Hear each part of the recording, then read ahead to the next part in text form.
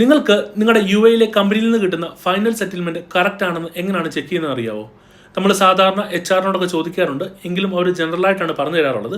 അപ്പം എല്ലാവർക്കും മനസ്സിലാക്കുന്ന പോലെ ഒരു ലളിതമായിട്ട് എക്സ്പ്ലെയിൻ ചെയ്യാനാണ് ഞാൻ ശ്രമിക്കുന്നത്. അപ്പം നമ്മുടെ UAE ലേബർ ലോ പാർട്ട് 2 വീഡിയോയിലേക്ക് എല്ലാവർക്കും സ്വാഗതം. അപ്പം എന്താണ് ഈ എൻഡോ സർവീസ് ബെനിഫിറ്റ് അഥവാ ഫൈനൽ സെറ്റിൽമെന്റ് നമുക്ക് നോക്കാം. ഒരു കമ്പനിയിൽ നിന്ന് ഒരു എംപ്ലോയി പോവുകയാണെങ്കിൽ അത് ടെർമിനേഷനോ റെസിഗ്നേഷനോ ആകാം. അപ്പം എംപ്ലോയർ അല്ലെ കമ്പനിയുടെ ഓണർ എംപ്ലോയിക്ക് കൊടുക്കുന്ന ലാസ്റ്റ് പേ ചെക്ക് അഥവാ ലാസ്റ്റ് എമൗണ്ട് ആണ് ഈ എൻഡോ സർവീസ് ബെനിഫിറ്റ് അഥവാ ഫൈനൽ സെറ്റിൽമെന്റ് നമ്മൾ വിളിക്കുന്നത്. ഈ ഫൈനൽ സെറ്റിൽമെന്റ് എന്ന് പറയുന്നത് ഒരു 5-6 പേയ്മെന്റ് കൂടിയതാണ് ഈ ഫൈനൽ സെറ്റിൽമെന്റ് എന്ന് വിളിക്കുന്നത്. ഇതിൽ ഫസ്റ്റ് ആയിട്ട് വരുന്ന പേയ്മെന്റ് എന്ന് വെച്ചാൽ ഗ്രാറ്റുവിറ്റി പേയ്മെന്റ് ആണ്. ഈ പേയ്മെന്റ് കാൽക്കുലേറ്റ് ചെയ്യുന്നത് നമ്മൾ ആ കമ്പനിയിൽ എത്ര വർഷം വർക്ക് ചെയ്തു എന്നതിനെ ബേസ് ചെയ്തിട്ടായിരിക്കും. നമ്മളൊരു കമ്പനിയിൽ 1 വർഷം കംപ്ലീറ്റ് ആക്കിയാൽ മാത്രമേ നമുക്ക് ഈ ഗ്രാറ്റുവിറ്റി പേയ്മെന്റിന് എലിജിബിലിറ്റി ഉള്ളൂ. 1 വർഷം ടു 5 വർഷമാണെങ്കിൽ നമുക്ക് 1 വർഷം 21 ദിവസം എന്ന രീതിയിലായിരിക്കും ഗ്രാറ്റുവിറ്റി പേയ്മെന്റ് ലഭിക്കുന്നത്. 5 വർഷത്തിന് മുകളിലോട്ട് നമ്മൾ വർക്ക് ചെയ്താൽ ആ എത്ര വർഷമാണ് നമ്മൾ അഡീഷണൽ ആയിട്ട് വർക്ക് ചെയ്തത് ആ വർഷത്തിലേക്ക് മാത്രം 30 ദിവസത്തെ പേയ്മെന്റ് വെച്ചാണ് കണക്ക് കൂട്ടുന്നത്.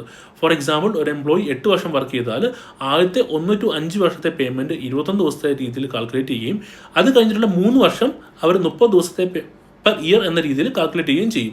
അപ്പോൾ നിങ്ങൾ നോക്കേണ്ട ഒരു കാര്യം, നമ്മുടെ ഈ സാലറി കാൽക്കുലേഷൻ എന്ന് പറയുന്നത് ബേസിക് സാലറി വെച്ചിട്ട് മാത്രമായിരിക്കും. നമ്മുടെ UAE സാലറി സാധാരണ വരുന്നത് ബേസിക്, HRA, അതുപോലെ ട്രാൻസ്പോർട്ടേഷൻ അലവൻസ്, ഹൗസിംഗ് അലവൻസ് ഒക്കെ വെച്ചിട്ടായിരിക്കും.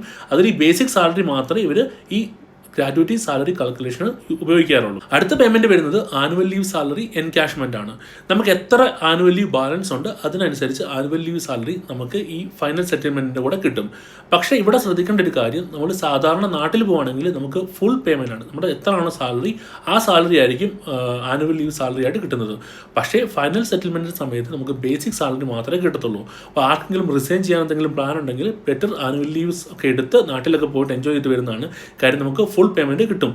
ഈ കേസിൽ നമുക്ക് ബേസിക് സാലറി മാത്രമേ കിട്ടത്തുള്ളൂ. പിന്നെയുള്ളത് നമ്മൾ ശ്രദ്ധിക്കേണ്ട കാര്യം ആനുവൽ ലീവ് സാലറി എൻടൈറ്റിൽമെന്റ് ആണ്. നമുക്ക് എത്രയാണ് ആനുവൽ ലീവ് സാലറി, എങ്ങനെയാണ് അത് കണക്ക് കൂട്ടുന്നതെന്ന് നമുക്ക് നോക്കാം.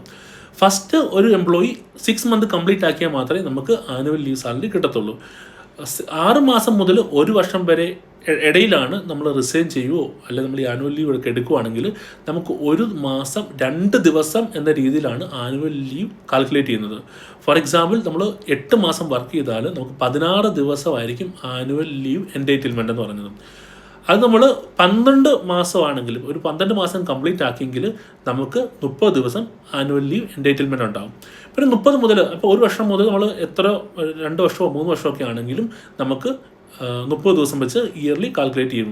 പിന്നെയുള്ള കാര്യം എന്ന് വെച്ചാൽ നമ്മൾ എത്രയാണോ എടുത്തത്, നമ്മളിപ്പം ഒരു 10 വർഷം വർക്ക് ചെയ്താൽ നമ്മളൊരു 9 വർഷം 8 വർഷമൊക്കെ ആനുവൽ ലീവ് നമ്മൾ യൂസ് ചെയ്തിട്ടുണ്ടാവും. അപ്പം അത് യൂസ് ചെയ്തതിൻ്റെ ബാക്കി ആനുവൽ ലീവ് ആണ് എത്രയാണോ ഉള്ളത് അതിൻ്റെ പേയ്മെൻ്റ് ആണ് നമുക്ക് കിട്ടുന്നത്. അപ്പം ആനുവൽ ലീവ് നമ്മളൊരു 5-6 വർഷമൊക്കെ അടുപ്പിച്ച് എടുക്കാണ്ടിരുന്നാൽ നമുക്ക് ഒരുമിച്ച് എല്ലാം പൈസയും കിട്ടുമെന്ന് നമ്മൾ വിചാരിക്കരുത്. അതിനെപ്പറ്റി ഒരു വീഡിയോ ഞാൻ അടുത്ത വീഡിയോയിൽ ചെയ്യണം. അതിനെപ്പറ്റി ഒരു റൂളുണ്ട്, നമുക്ക് എത്ര ആനുവൽ ലീവ് വരെ ഹോൾഡ് ചെയ്യാൻ പറ്റുമെന്നുള്ളത്. ഫസ്റ്റ് ഗ്രാറ്റുവിറ്റി ആയിരുന്നു, രണ്ടാമത്തെ ആനുവൽ ലീവ് സാലറി. അടുത്തൊരു പേയ്മെന്റ് എന്ന് പറഞ്ഞാൽ നമുക്ക് എന്തെങ്കിലും പെൻഡിങ് ആയിട്ടുള്ള സാലറി എന്തെങ്കിലും കിട്ടാനുണ്ടെങ്കിൽ, ചിലയിടത്തൊക്കെ സാലറി ഡിലേയോ അല്ലെങ്കിൽ ഒരു 10-15 ദിവസം സാലറി കിട്ടാനുണ്ടാവും. ആ സാലറിയും ഇവർ ഈ ഫൈനൽ സെറ്റിൽമെന്റിന്റെ ചെക്കിനകത്ത് ആഡ് ചെയ്യാറുണ്ട്. അതുപോലെ തന്നെയുള്ളതാണ് ഓവർ ടൈമോ ബോണസോ എന്തെങ്കിലും പേയ്മെന്റ് നമുക്ക് കമ്പനിയിൽ നിന്ന് പെൻഡിങ് ആയിട്ടുണ്ടെങ്കിലും അതും ഇവർ ഈ ഫൈനൽ സെറ്റിൽമെന്റിന്റെ ചെക്കിന്റെ കൂടെ ആഡ് ചെയ്യും. പിന്നെയുള്ളൊരു പേയ്മെന്റ് എന്ന് വെച്ചാൽ നമ്മൾ ഫ്ലൈറ്റ് ടിക്കറ്റ് ആണ്. മിക്ക കമ്പനിയും ഫ്ലൈറ്റ് ടിക്കറ്റ് ബുക്ക് ചെയ്ത് കൊടുക്കാറാണ് ചെയ്യാറുള്ളത്. പക്ഷേ നമ്മുടെ കമ്പനി ഫ്ലൈറ്റ് ടിക്കറ്റ് എഗ്രി ചെയ്തിട്ടുണ്ടെങ്കിൽ അവർ ഫ്ലൈറ്റ് ടിക്കറ്റിൻ്റെ ഒരു എമൗണ്ടും ഈ ഫൈനൽ സെറ്റിൽമെന്റിൽ ആഡ് ചെയ്യാറുണ്ട്. അപ്പം മെയിനായിട്ട് വരുന്നത് ഗ്രാറ്റുവിറ്റി പേയ്മെന്റ് ആണ്. അത് നമ്മൾ ഓൾറെഡി എക്സ്പ്ലെയിൻ ചെയ്തു. ഫസ്റ്റ് 1 ഇയർ കംപ്ലീറ്റ് ആക്കിയാൽ മാത്രമേ ഗ്രാറ്റുവിറ്റി എൻടൈറ്റിൽമെന്റ് ഉള്ളൂ. പിന്നെ അണ്ടിൽ 5 ഇയർ 21 ദിവസത്തെ ബേസിക് പേയിൽ കാൽക്കുലേറ്റ് ചെയ്യും. അത് കഴിഞ്ഞിട്ടുള്ളത് മുകളിലോട്ടുള്ളതെല്ലാം അഡീഷണൽ ആയിട്ട് വരുന്നതെല്ലാം 30 ദിവസത്തെ ഇയർലി പേയ്മെന്റിലാണ് കാൽക്കുലേറ്റ് ചെയ്യുന്നത്. എഗെയിൻ ആനുവൽ ലീവ് സാലറി, നമ്മൾ ഏതെങ്കിലും ആനുവൽ ലീവ് യൂസ് ചെയ്യാതെ ബാലൻസ് ഉണ്ടെങ്കിൽ അത്രയും ദിവസത്തെ എമൗണ്ട് നമുക്ക് എൻകാഷ് ചെയ്ത് കിട്ടും. അതും ബേസിക് സാലറി മാത്രമേ ഉള്ളൂ. പിന്നെ ഉള്ളത് ഓവർ ടൈമോ അല്ലെങ്കിൽ നമ്മൾ എന്തെങ്കിലും സെയിൽസ് ബോണസോ എന്തെങ്കിലും പേയ്മെന്റ് കമ്പനിയിൽ നിന്ന് പെൻഡിങ് ആയിട്ടുണ്ടെങ്കിൽ അതും അവരിതിൽ ആഡ് ചെയ്യും.